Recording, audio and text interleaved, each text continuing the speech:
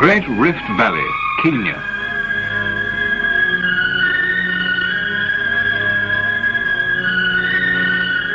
From here, the Rift Depression stretched northwards up the continent of Africa, along the Red Sea to the Sea of Galilee.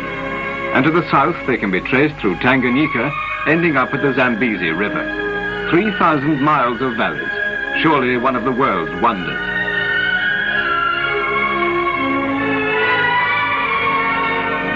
Deep in this huge valley are unusual rock formations, formed millions of years ago by volcanic disturbances. Around the many lakes, the bird life is unsurpassed.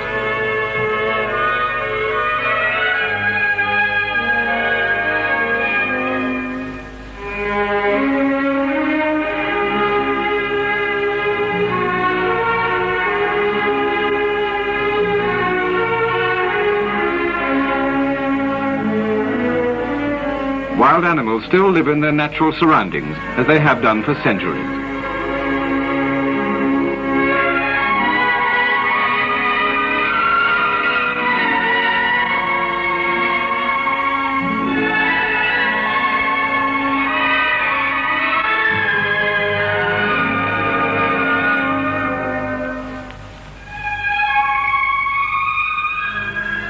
But there have been changes in the Rift Valley. Farms have developed, and with the need for communications and trading centers, there are now many towns. From one of the more remote lakes, the raw material for the production of soda ash is excavated. The name of the lake, Magadi.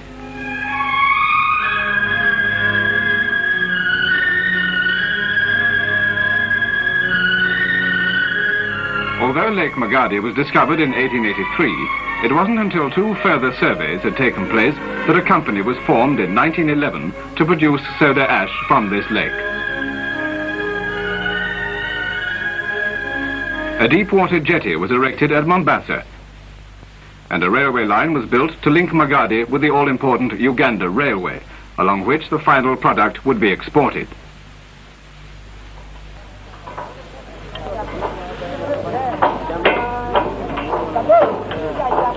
With rail laying completed, construction of the factory on the shores of the lake followed, and by 1914, work was largely finished.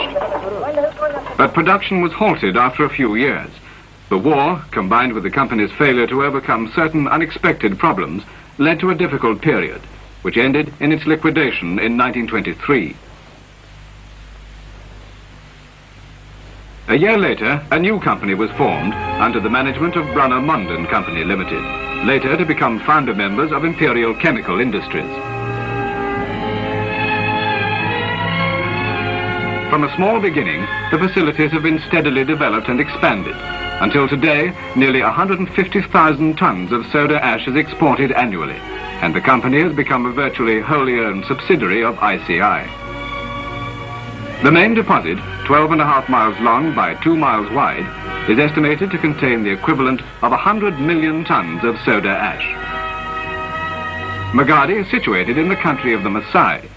These tribesmen are wanderers, having no permanent place of rest. They're on the move constantly, seeking grazing and water for their large herds of cattle. Although a few Maasai work for the company, almost all labor is recruited from other parts of the country.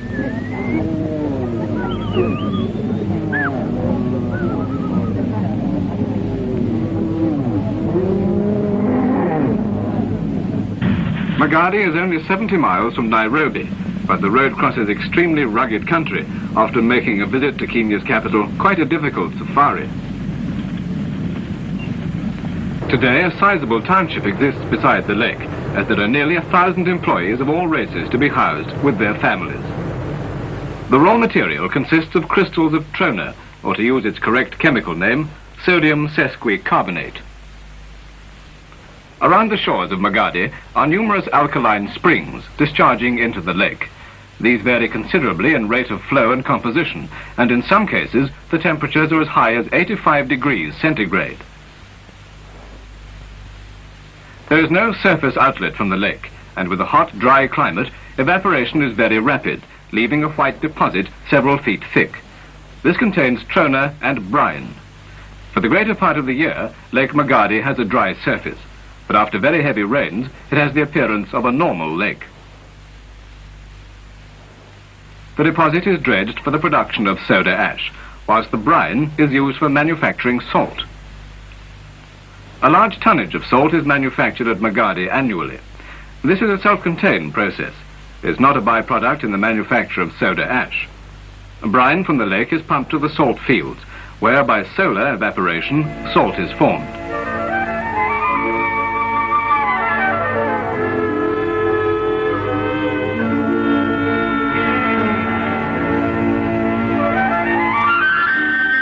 The deposited crude salt is piled ready to be taken to the factory for washing and eventual packing.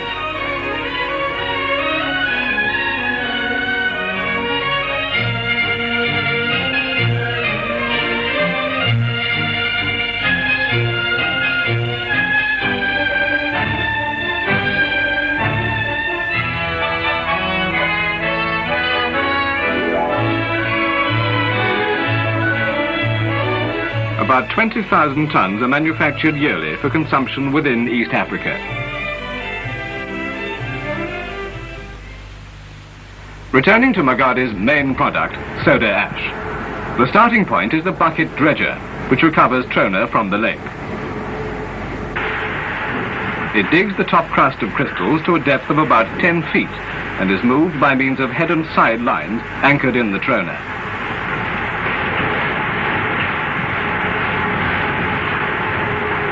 On the dredger, crushing gear reduces the trona to small lumps, which are then mixed with alkaline liquid from the lake to form a slurry. This is pumped ashore to the main processing plant, first through a floating pipeline, and then through 2.5 miles of permanent pipeline to the factory.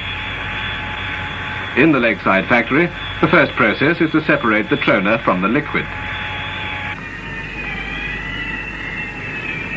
The trona is washed to remove mud, salt and other impurities.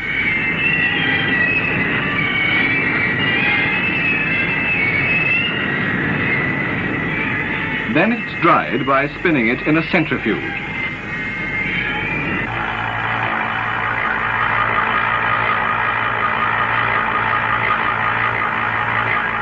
It's then fed into calciners. These are long rotating kilns which are oil-fired.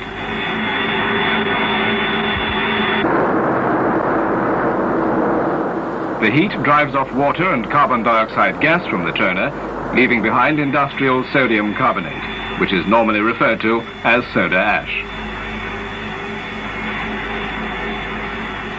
Throughout the whole process, careful chemical control is maintained to ensure that the soda ash leaving the factory contains not less than 97% sodium carbonate.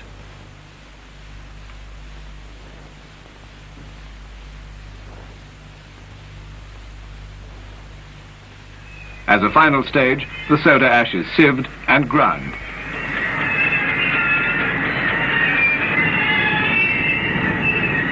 It's then fed into jute bags of standard 200 pounds weight, ready for dispatch.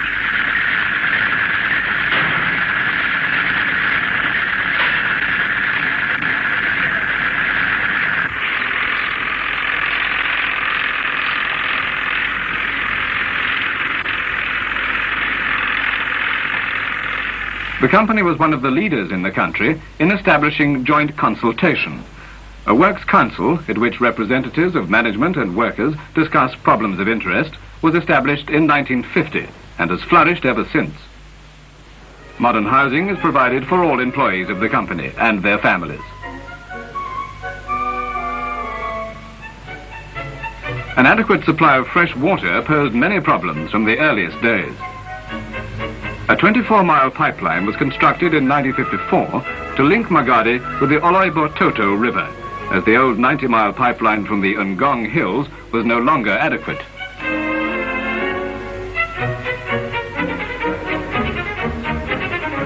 The new pipeline has changed the face of Magadi, making it a much more pleasant place in which to live.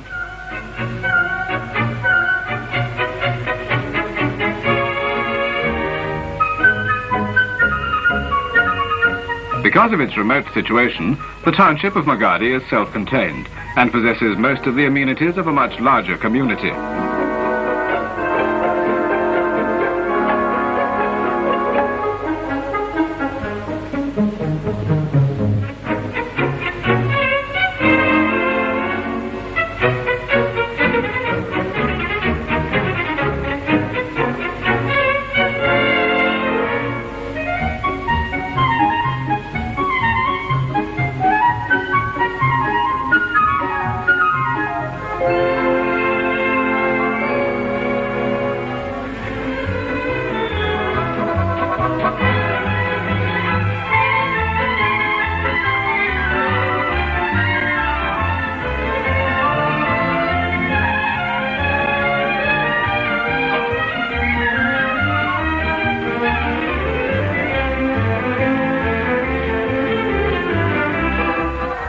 Football, played on a mudflat, has proved the most popular game with the African members of the staff, and many hard-fought matches are played here.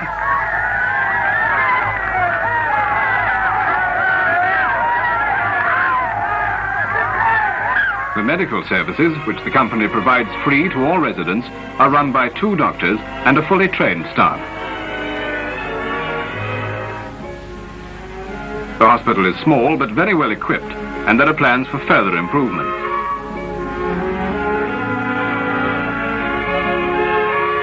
One interesting feature is the ward for Maasai, where members of that tribe, even though they're not employed by the company, receive free medical attention.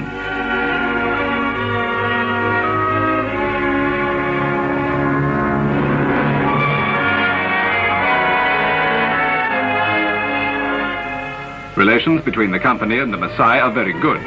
Not only are these tribesmen and their families helped medically, but they also draw water from many points along both the old and the new pipelines.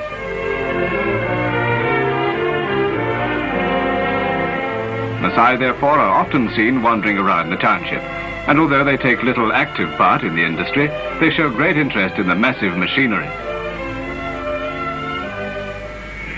The soda ash produced at Magadi is competitive in world markets with the synthetically manufactured product, despite the 380-mile journey on the East African railways and harbour system to the port of Mombasa and the long shipping haul.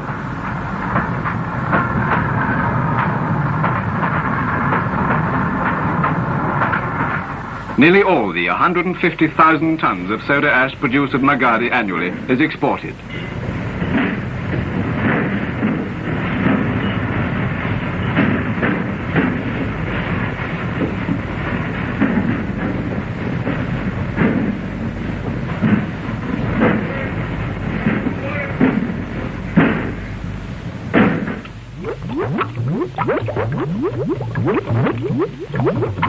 Soda ash is used in many industries, the manufacture of soap and other cleansers.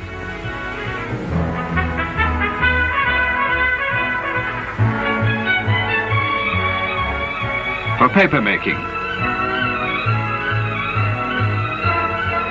oil refining,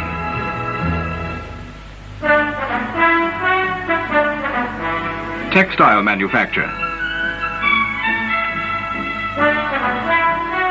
and metallurgy.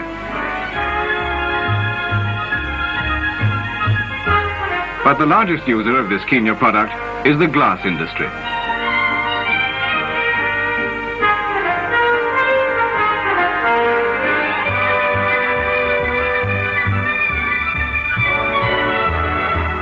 Magadi soda ash has many uses in industry, and so an act of nature has been turned into a commercial proposition, giving employment to many and adding to the value of the exports of Kenya.